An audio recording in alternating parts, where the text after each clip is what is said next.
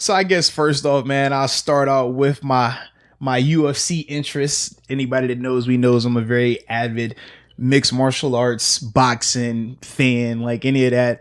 I'm tuning in for it. And obviously this weekend they had UFC 250, big time pay-per-view event. Amanda Nunes was fighting on the card. She's definitely the clear-cut GOAT when it comes to women MMA athletes. I mean, she's destroyed every single person. You name them, Cyborg, Ronda Rousey, Holly Holmes. Like she's on a tear. And once again, she was just beautiful in her performance this weekend, man. It was a 5-round massacre. I mean, you look at the young lady's head afterwards and you're just like, God, save her. No knockout though. No, but the chick she was fighting, man, like she's known for that. Like she fought Cyborg at the time when Cyborg was still having the is she on steroids or not whole thing, and literally 5 rounds, she punching her head off, bop, bop, bop. She would not drop it. Like it's weird, bro. It's weird. I've never seen nothing like it, man.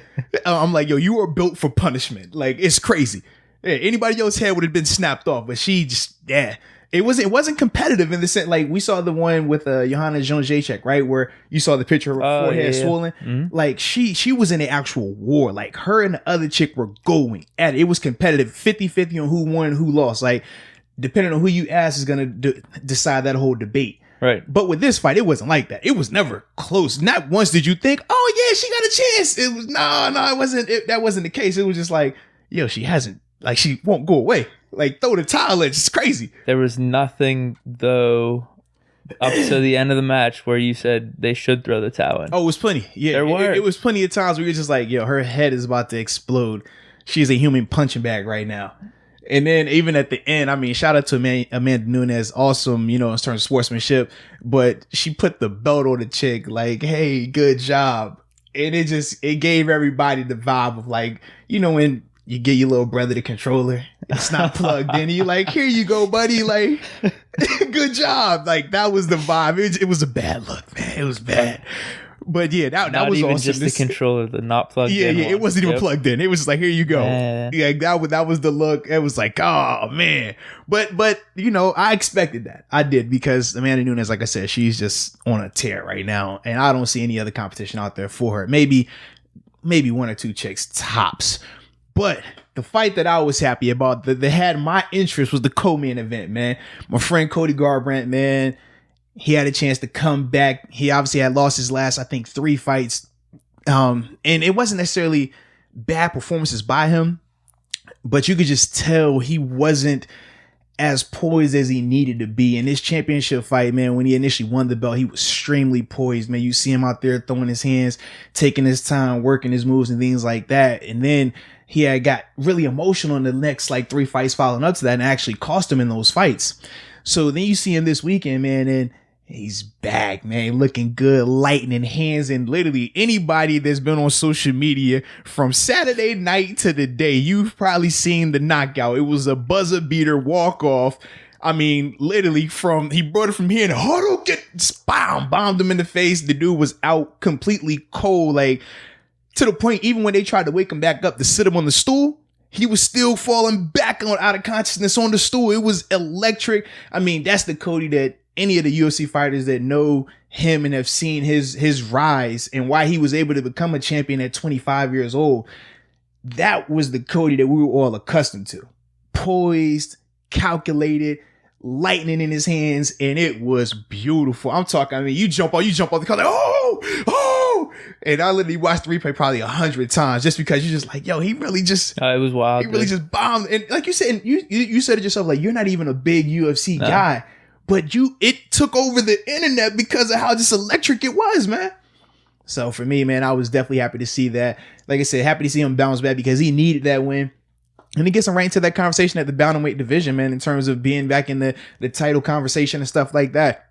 So I'm excited for him. I'm glad he's not going to drop weight, because he talked about potentially moving down the class prior to the fight. But once he got that win. Why are you glad about it?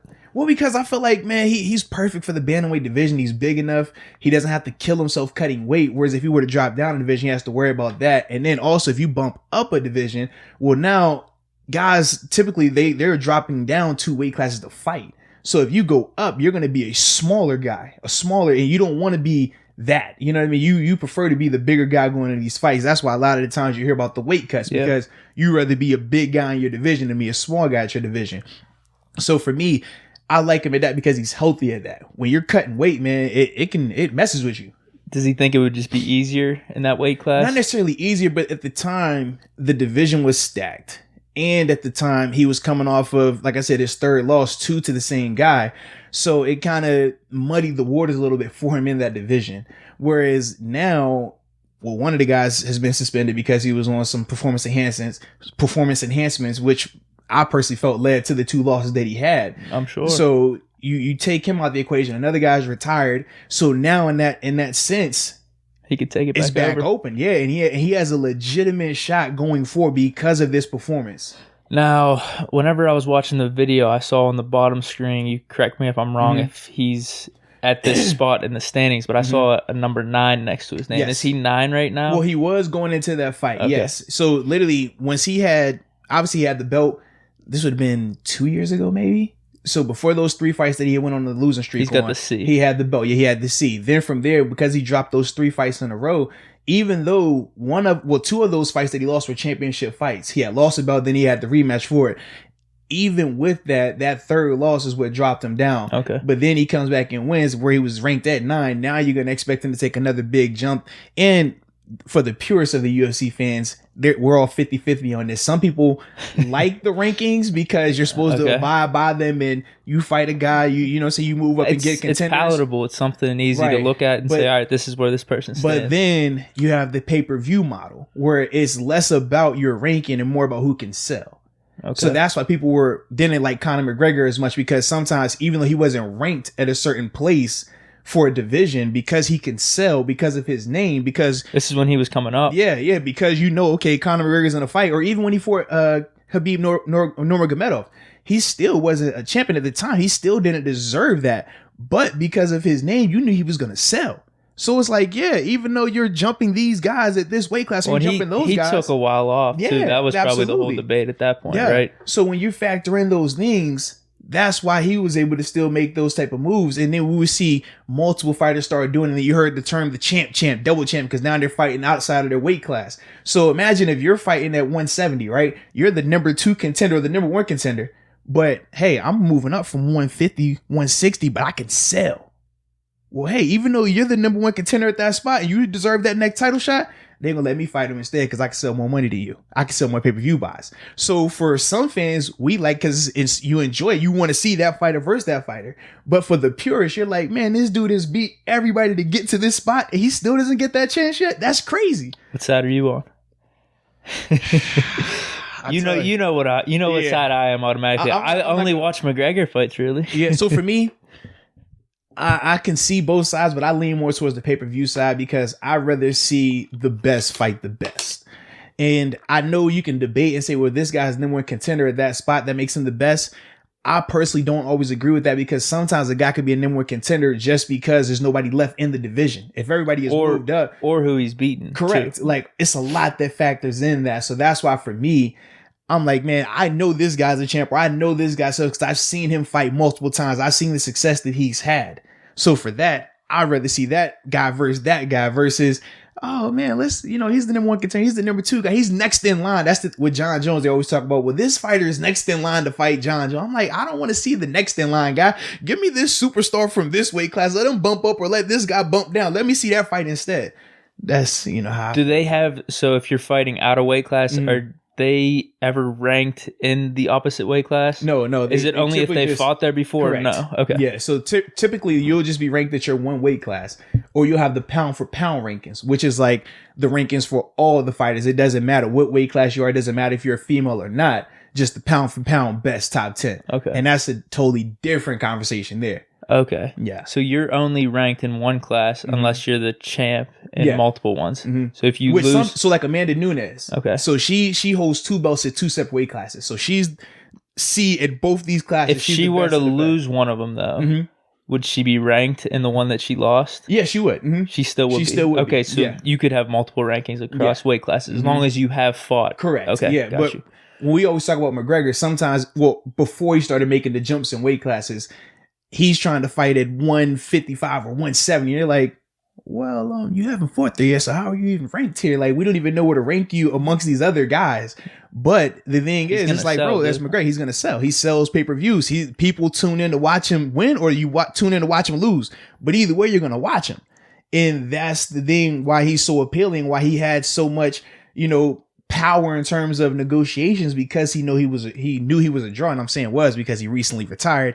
That ain't that I'm gonna say he said he retired, but then I saw Mayweather tweet him talking about, hey man, you told Tyson you want to run it back, so whenever you come out of retirement, come see me. That's big time money right there, because I'm gonna pay for it twice, knowing me, just because I'm a fan of both of those guys. Mm-hmm. For sure. Yeah, I'll watch his fights. And like I said before, I'm not the biggest fan, but if there's a really big one, I will tune in. It's usually McGregor, I like him. So now with Garbrandt, though, is there anything technically about the fight that you really liked? Apparently, he looked like he was back at his prime, or back when he was the killing biggest issue for Cody, the 3 fights that he lost, he had in all 3 of those fights, the fighter hurt at one point in time, or he had got hurt at one point in time. But the difference is, in the past, if he had a fighter hurt, he wasn't going to just rush in there and start throwing wild, trying to brawl with you. He would still be calculated, take his time. This was on his 12-0 run. Yeah, when we look at when he did the Dominic Cruz, going to be a Hall of Famer in UFC, and one of the best to ever do it. Calculated, took his time the whole time, never rushed it. Then when you see him fight Dillashaw, because he was so emotional going into that fight, because they have obviously personal issues and stuff like that. Even when he caught TJ and it was like, oh, he could finish him, he went in there swinging recklessly and got caught. And then, once he got caught and he's stunned, traditionally what you do is like, okay, let's go to the ground. Let's grapple. Let me hold you so you can't hit me and I can get a chance to clear my mind. He wants to stand in the pocket and he start throwing even more while he's already halfway out. You know what I mean? It's not good for business. And he did that literally 3 fights in a row. You're like, bro, you have him hurt. Stop. Relax. No, you're hurt. Hold him. Take him to the ground.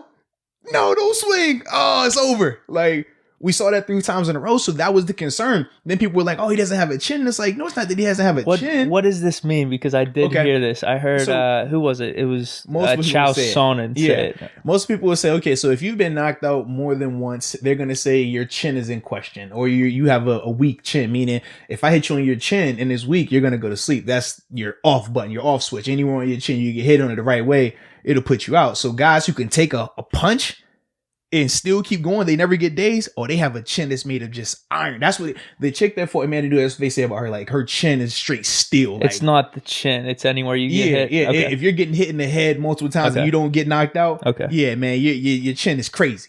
It's crazy. But the problem is, when you do get a little woozy, even the guys who do have a rock solid chin, they know, okay, if I'm woozy right now, let me tie. It's no different in boxing. You see a boxer get caught, what does he do? He doesn't start throwing. He gonna clinch you. And I'm gonna keep clinching you and make them have to keep separating us until I can get my thoughts clear. And that's how you're supposed to do it. But with Cody, because a lot of times he gets really emotional in there, he would still keep swinging like just insanely, and then he gets caught while he's already dazed, and it doesn't take much. Then you probably can knock him out, you know? Oh, come on, dude. I'm just saying, if a guy is already dazed and you hit him, no, that's a stretch. That's a stretch. Fair enough. I'm just saying in general, anybody, like if I was dazed and somebody hit me while I'm dazed, yeah, you might get me too. Like it is what it is. This is life. That's how it works. But that's where you have to be a little smarter. In this fight, that was the difference. This fight, he just looked really cool and collected. He didn't like he was rushing anything, because he always has lightning hands, because he has a boxing background. Like, that's what he grew up as a boxer, elite level boxer. So for him, that's never the issue. The issue is, okay, remain calm in those exchanges. If you get him hurt, remain calm. If you get hurt, remain calm. And this is the fight where you saw him do that. And that's why I think everybody's so excited about him and saying that he's back, because dude, when he's on, you saw it yourself. When he's on, electric. When he won those 12 fights, man, he was knocking people out. It wasn't let's coast to a decision. I mean, people get on John Jones about that. Man, he's not really trying to knock nobody out. He's just trying to coast, and he points to death and he wins. No, Cody was out there knocking people's head off. Like, oh yeah, I'm gonna put you to sleep. Like, that's what I'm about to do. So that's what makes him so exciting. That's what makes you like, yo, I can't wait to see this again. But as long as he can continue to be smart about it and be patient and calculated, man, he can get right back and get that belt again, man, which we all want. Yeah, hopefully. I know you're a fan of him. I know a lot of people around here that know him. I'm rocking Nolak right now. I know he rocks our boys' clothing brand. So, yeah, hopefully he could get it rolling again. Yes, I'm hoping for it. So